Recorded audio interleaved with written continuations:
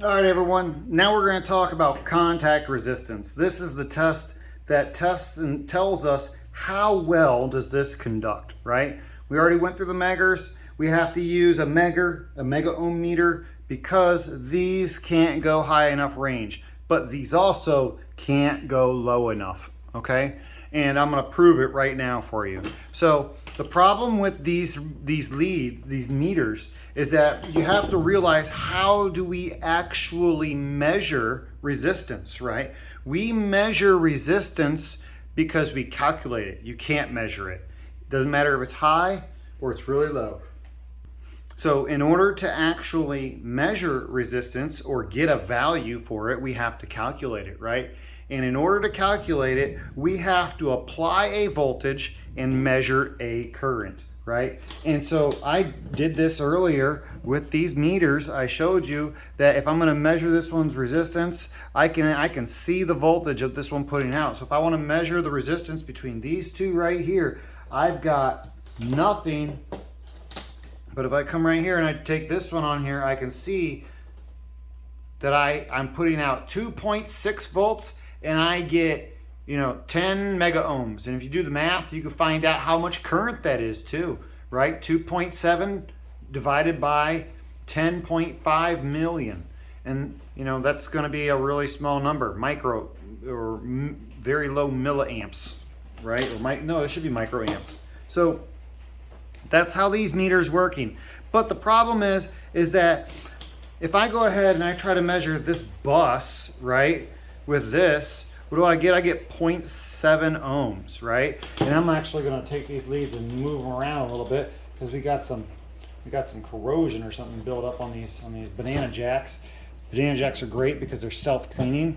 So I'm just going to unplug and plug these in a little bit, get some of that corrosion off, and then test my leads. And there we go, 0.2. So I'm going to go ahead and I'm going to test this bus now.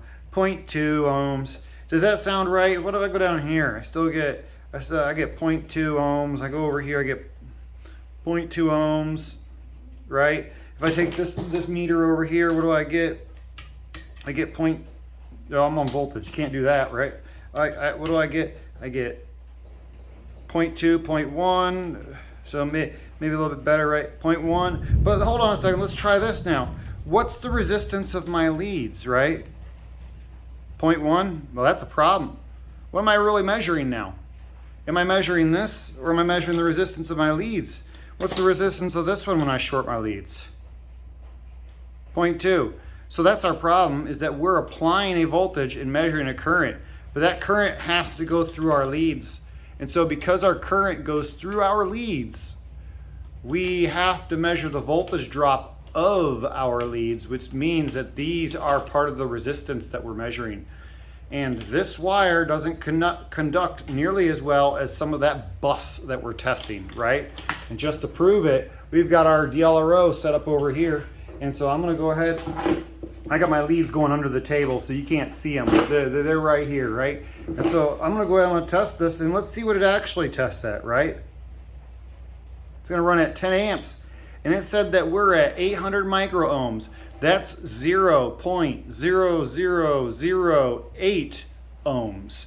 That's way lower than these. And why did it do it? Because on this one, we have 4 leads. We separate our voltages and our currents. We apply a current through, and we measure a voltage. Okay? That's how this test runs.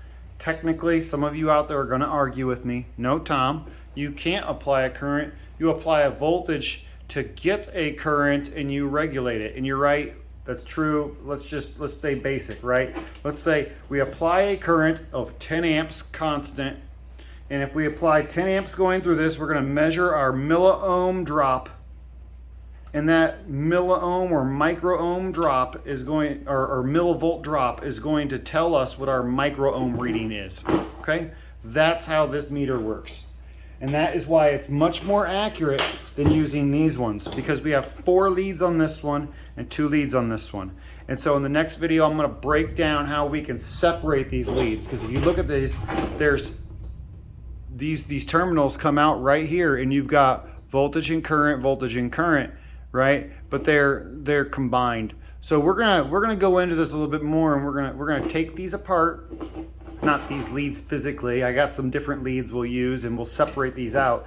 And you'll see that when you separate these out, you can actually manipulate these and do some really cool stuff to start testing short runs, long runs of bus, and different ways of expanding your toolkit. So thank you.